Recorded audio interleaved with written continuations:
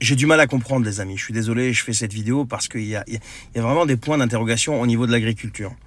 L'Union européenne est en train de signer donc des accords de libre-échange à tout va. Donc il y a eu le Mercosur, donc c'est un pacte quand même de libre-échange là qui supprime jusqu'à 92% des droits de douane sur les produits venant d'Amérique du Sud.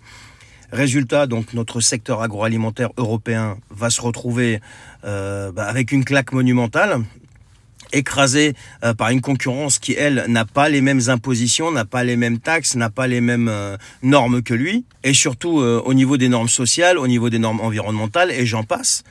Mais ça s'arrête pas là en plus. L'Union européenne, là, est en train de négocier avec le Mexique, avec la Malaisie, et même avec l'Inde, pour encore plus de libéralisation, donc encore plus de libre-échange. On parle de deals qui pourraient finir par achever notre agriculture et notre industrie locale. Et bien sûr, tout ça sous couvert d'opportunités économiques. Donc on est en train de sacrifier notre souveraineté alimentaire. Vous savez, rappelez-vous de la vidéo sur la souveraineté que j'ai fait, et d'exposer des milliers d'emplois à des risques plus que majeurs. Et donc aujourd'hui, qu'est-ce qu'on voit? On voit quand même que nos agriculteurs participent au salon de l'agriculture à Paris. Bon, je veux bien, par exemple, la coordination rurale, y aller vraiment dans un esprit de protestation et essayer d'interpeller le président de la République, etc. Mais franchement, quand vous voyez tout ça, ma question est simple et je me pose la question, si vous voulez, de manière vraiment honnête. Je ne suis pas sur une moquerie, vous savez que je soutiens nos agriculteurs, mais vraiment du fond du cœur. Pourquoi aujourd'hui vous allez quand même au salon de l'agriculture alors qu'ils vous soumettent à tout ça et qu'ils sont en roue libre et ils ne sont pas prêts de s'arrêter? Pourquoi vous ne boycottez pas ce salon? Très sincèrement, c'est une question honnête. C'est pas une question piège. Il n'y a pas d'arrière-pensée derrière tout ça. Je peux pas comprendre, si vous voulez. Bon, je parle même pas de la mobilisation générale.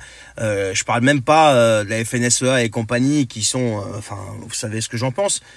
Je parle du fait que aujourd'hui, avec tous ces traités de libre-échange à la queue leu qui sont décidés par une seule personne, Tata Ursula, eh bien, vous allez quand même au salon de l'agriculture, tout en sachant que ces gens-là sont en train de programmer votre fin.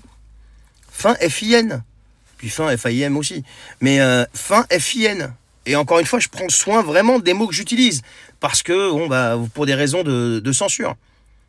Il faut boycotter, je pense, tout ça. Et s'il y a une raison valable pour le non-boycott et la participation à ce salon de l'agriculture, dites-la moi, s'il vous plaît, parce que je vous pose vraiment la question de la manière la plus sincère, sans aucune arrière-pensée, je vous assure.